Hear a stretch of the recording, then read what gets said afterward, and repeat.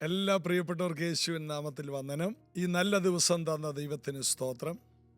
കാനഡയിലെ എൻ്റെ മീറ്റിങ്ങുകളെല്ലാം കർത്താവ് അത്ഭുതകരമായി നടത്തുന്നു. ഈ രാജ്യത്തെ ഓർത്ത് നിങ്ങൾ പ്രാർത്ഥിക്കണം. ഈ രാജ്യത്ത് ജനങ്ങൾ രക്ഷിക്കപ്പെടുവാൻ കാനഡയെ ഓർത്ത് നിങ്ങൾ പ്രത്യേകം പ്രാർത്ഥിക്കണം. വലിയ ദൈവപ്രവർത്തികൾ ഈ രാജ്യത്ത് സംഭവിക്കട്ടെ. ആമേൻ. കർത്താവിൻ്റെ വലിയ പ്രവർത്തികളായി ഓരോ കാര്യങ്ങളും നമുക്ക് വേണ്ടി കർത്താവ് അതിശയങ്ങൾ ചെയ്യും.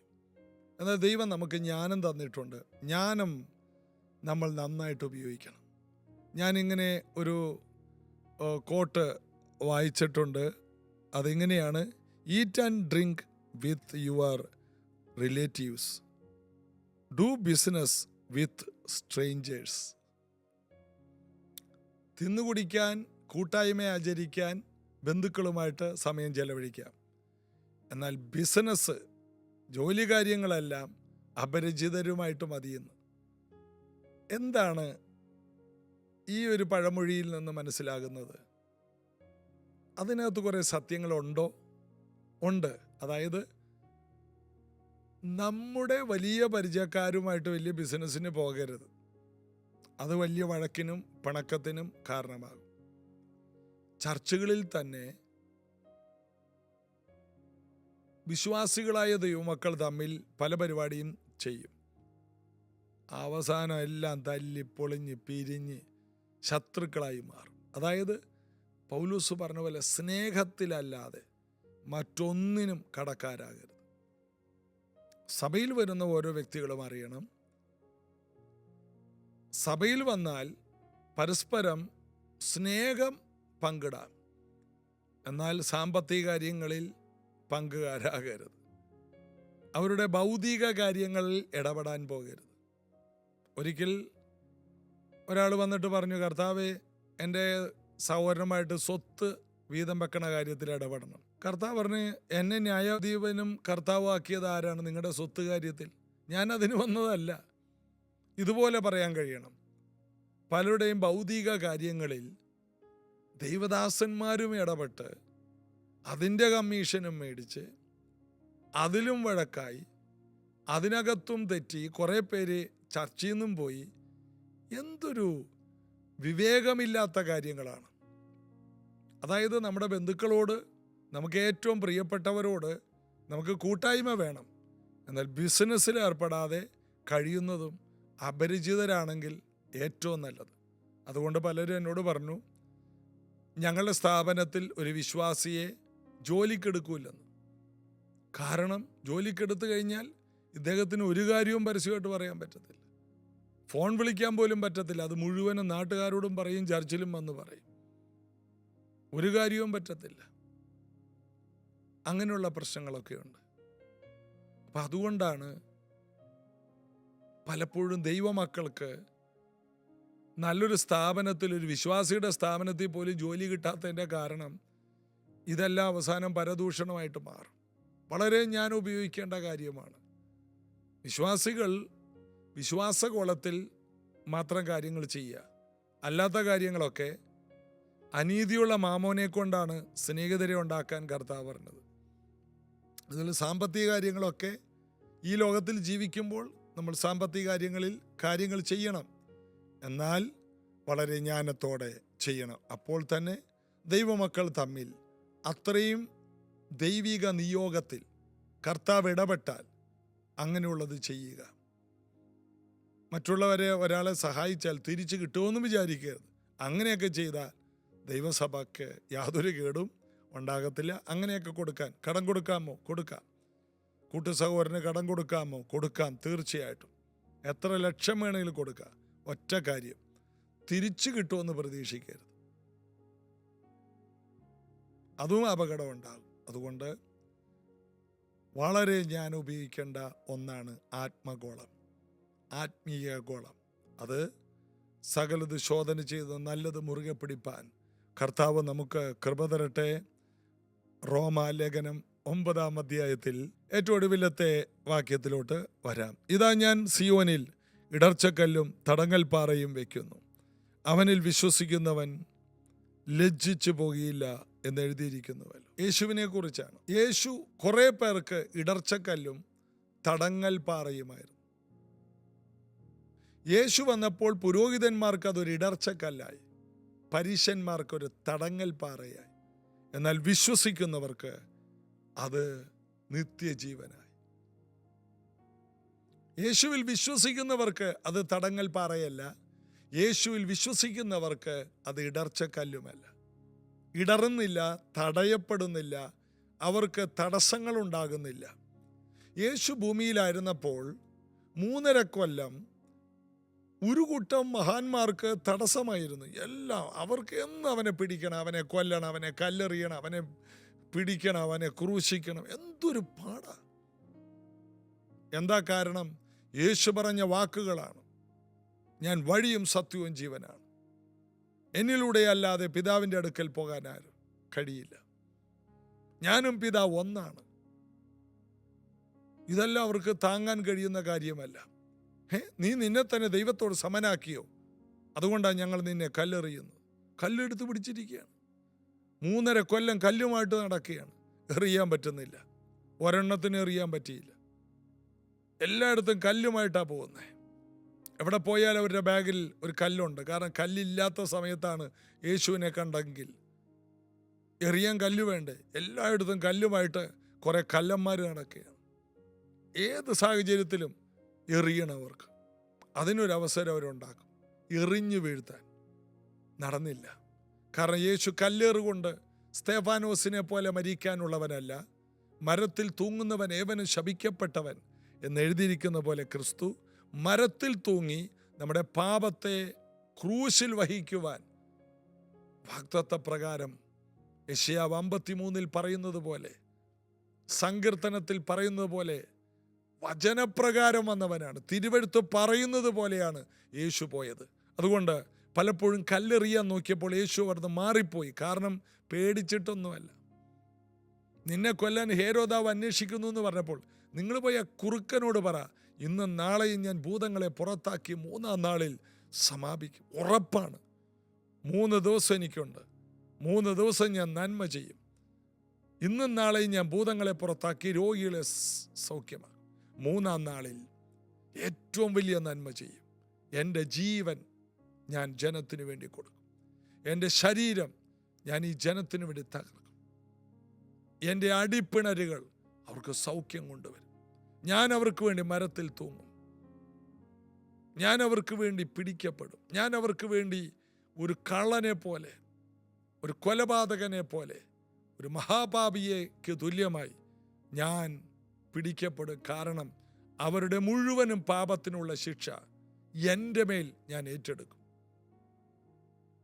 മഹാപുരോഹിതൻ ആടിൻ്റെ മേൽ ഓരോ മനുഷ്യൻ്റെ പാപം ചുമത്തുന്നത് പോലെ മാനവജാതിയുടെ മുഴുവനും പാപം ചുമത്തുന്ന ദൈവത്തിൻ്റെ കുഞ്ഞാടായി ഞാൻ നിൽക്കുമെന്നുള്ളത് യേശുവിൻ്റെ ഉറച്ച തീരുമാനമായിരുന്നു.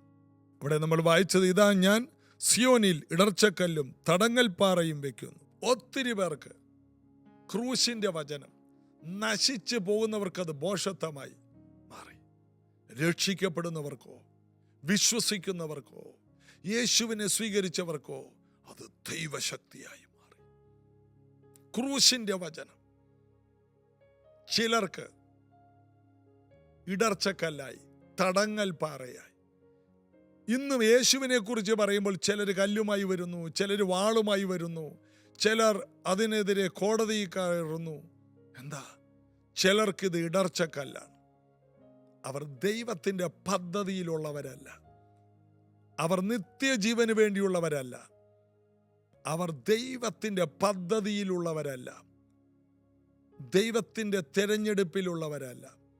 എന്നാൽ ഈ ദൈവവചനം കേൾക്കുമ്പോൾ മുട്ടുകുത്തി യേശുവേ എന്ന് വിളിക്കുന്ന ക്രൂശിലെ കള്ളനെ പോലെ, നീ രാജാവാകുമ്പോൾ എന്നെ ഓർക്കണമേ, നീ ഉയർത്തെഴുന്നേറ്റ് വീണ്ടും രാജാവാകും. ഈ ഉറപ്പാണ് കള്ളനെ ധൈര്യപ്പെടുത്തിയത്, വിശ്വാസത്തിലേക്ക് കൊണ്ടുപോകും. നീ രാജാവാകും. യേശുവിനെ കർത്താവും രക്ഷകനും രാജാവും ക്രിസ്തുവുമായിട്ടൊക്കെ കണ്ടവർ, അത് കഴിവല്ല, അത് അറിവല്ല, അത് കൃപയാണ്. കൃപ ലഭിച്ചവർക്കായി സ്തോത്രം.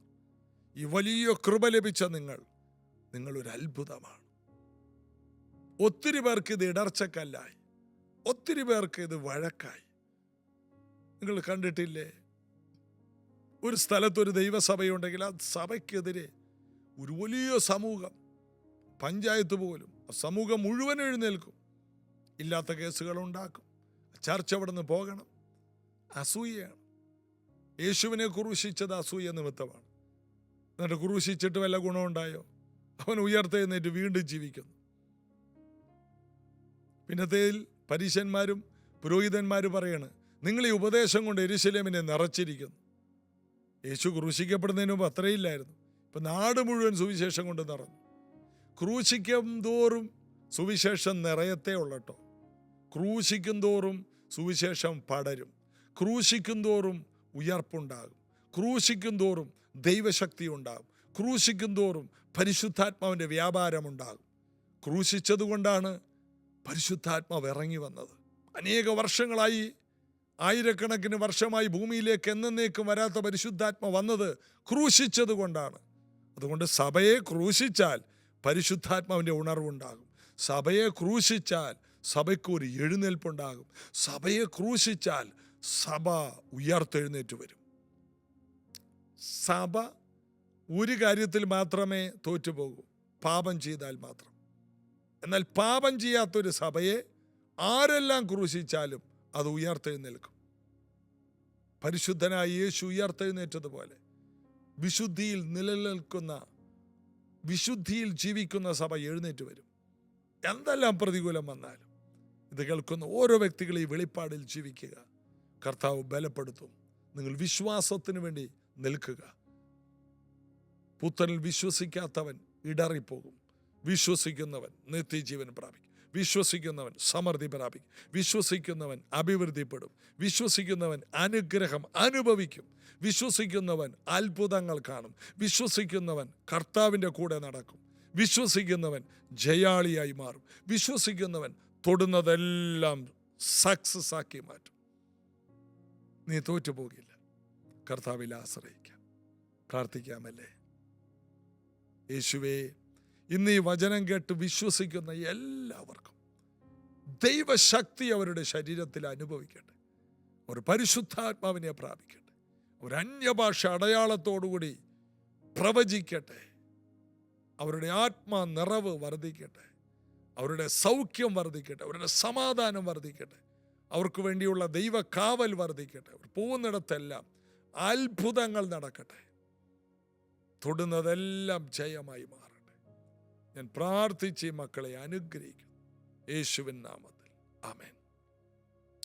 ജീസസ് എവരിഡേ നിങ്ങൾക്ക് പ്രയോജനം ചെയ്യുന്നുണ്ടെങ്കിൽ ഞങ്ങൾക്ക് മെസ്സേജ് അയക്കണം. നിങ്ങളുടെ നല്ല കമൻറ്റുകൾ ഞങ്ങൾക്ക് പ്രചോദനമാണ്. നിങ്ങളുടെ പ്രാർത്ഥന വിഷയം 1 മിനിറ്റിൽ താഴെ ഓഡിയോ മെസ്സേജ് ആയിട്ടിടാം. നിങ്ങളെ കൈത്താങ്ങൽ എല്ലാ നിലയിലും ഞങ്ങൾക്ക് ആവശ്യമാണ്. നിങ്ങളുടെ പ്രോത്സാഹനം ഞങ്ങൾക്ക് വേണം. ഒരുമിച്ച് ദൈവരാജ്യം പണിയാം. God bless you. അസാധ്യങ്ങൾ സാധ്യമേ ദേവാ ഉങ്ക വാർത്തയാലെ. അസാധ്യങ്ങൾ സാധ്യമേ ദേവാ ഉങ്ക വാർത്തയാലെ. അസையாத மலை கூட அசைந்திடுவே. அமராத புயல் கூட